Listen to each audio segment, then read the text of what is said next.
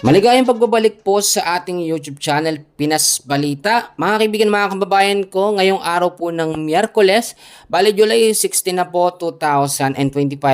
Meron po tayong pinaka-latest weather update sa lagay po ng ating panahon.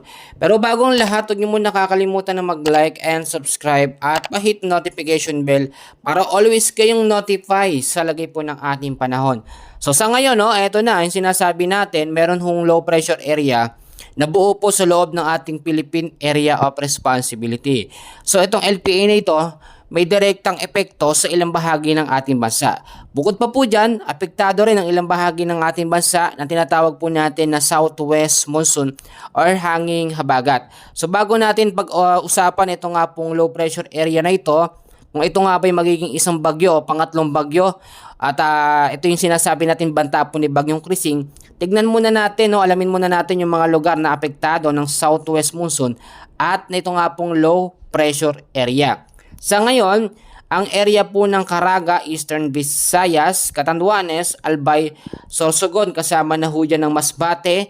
Ang lugar po dyan o mga lugar na yan ay makakaranas po ng cloudy skies with scattered rains and thunderstorm. It means mga kalat-kalat na pag-ulan na may mga pagkulog at pagkidlat dahil po yan sa low pressure area. Ang posibleng impact pa rin ito sa pagbaba sa mababang lugar at landslide po sa mga landslide prone area kung sakali magkaroon po ng malalakas na mga pag-uulan. Ang Metro Manila naman po, Mimaropa, Cavite, Laguna, Batangas, Zambales, Bataan, the rest po ng Visayas kasama po ang Mindanao. Ang lagay po ng panahon dyan ngayong araw po ng Miyerkules, maulap pa rin ang kalangitan. Meron mga scattered rains and thunderstorm pa rin, kalat-kalat na mga pag-ulan na may kasamang pagkulog at pagkidlat dahil po sa Southwest Monsoon or banta po ng hanging habagat. Ang ilang bahagi naman ng Luzon, maulap din ang kalangitan dahil po sa Southwest Monsoon. Maraming mga lugar dyan, mababa mga kaibigan. So yung mga lugar na mababa, mag-ingat sa banta ng mga pagbabaha. Linisin natin yung mga lugar natin, mga basura para hindi po bumabara ho sa mga kanal na siyang nagiging main cause or dahilan po ng mga pagbabaha. So balikan natin yan. Dito muna tayo sa low pressure area sa ngayon. Ito po yung may lokasyon na 1,040 kilometers east of southeastern Luzon. Medium chance po ito mga kababayan na maging isang ganap po na bagyo within the next 24 to 40 hours. So sa mga susunod na mga oras, may chance ito maging high chance na maging bagyo mga kaibigan hanggang sa maging tropical depression or mahinang bagyo. Kung titignan nyo naman mga kaibigan, ito pong LPA na ito, may dalawang senaryo tayong tinitignan. Kapag ka ito po yung naging bagyo, tatawagin itong bagyong Krising, At yung unang senaryo, yung chance nito na maglandfall sa ating Philippine landmass.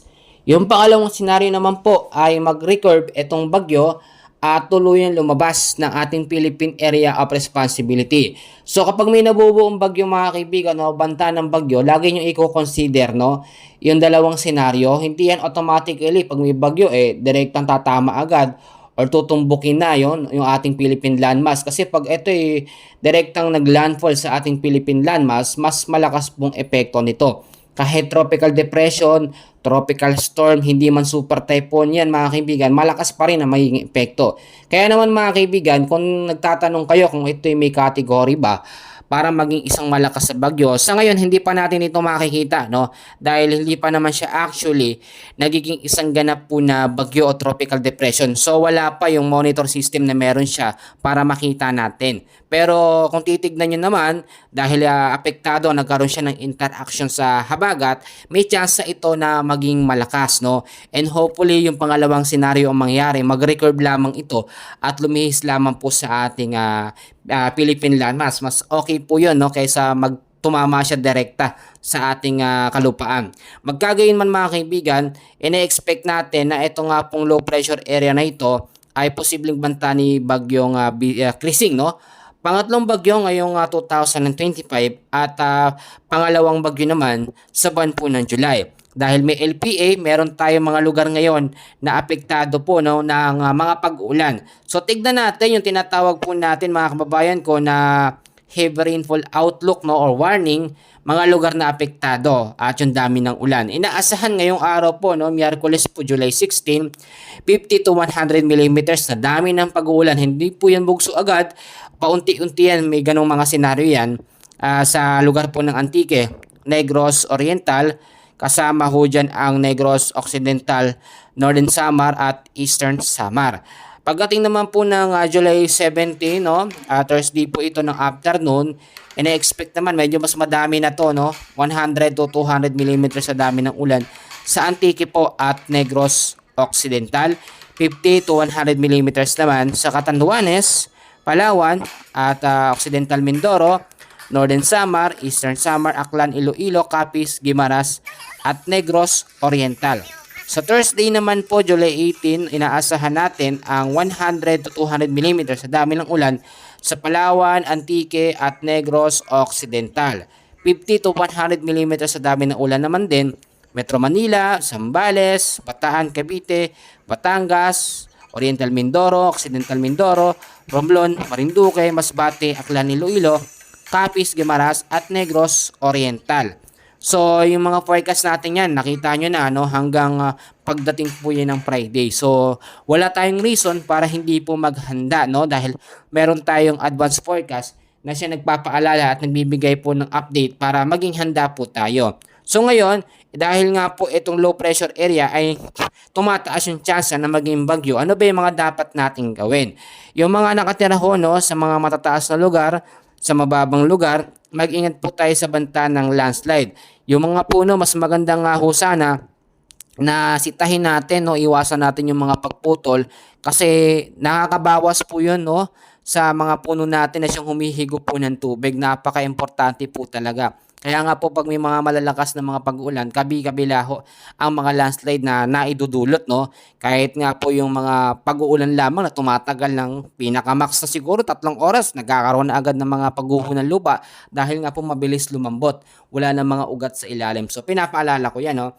At yung mga nakatira din sa mga low-lying areas, yung mga basura mga kaibigan, may mga nagsasabi kasi sa atin, ano daw ang connection ng basura sa mga bagyo, no, at pag-ulan. Alam niyo mga kaibigan, no, at huwag tayong mamiloso po, no, seryoso po tayo lagi sa pag-update natin. Ang basura, pinaka number 1 na reason kaya ho tayo nagkakaroon ng mga pagbabaha. May mga drainages naman actually lahat, no, pero dahil nga po sa tambak-tambak na basura at hindi po disiplinado na ating mga kababayan, yung mga plastic nakabara sa mga kanal, hindi po nakakadali sa drainage yung mga tubig. At kung titignan nyo mga kaibigan, kung may iwasan malinis ang ating kapaligiran, hindi agad-agad magbabaha na magkaroon lamang ng 1 hanggang 3 oras na malalakas na pag-uulan. So, yung ipapaalala ko din, manatili po kayo lagi nakaantabay sa aking mga ina-update. Madalas tuwing umaga ho tayo sa hapon, meron din tayong mga update kung kinakailangan.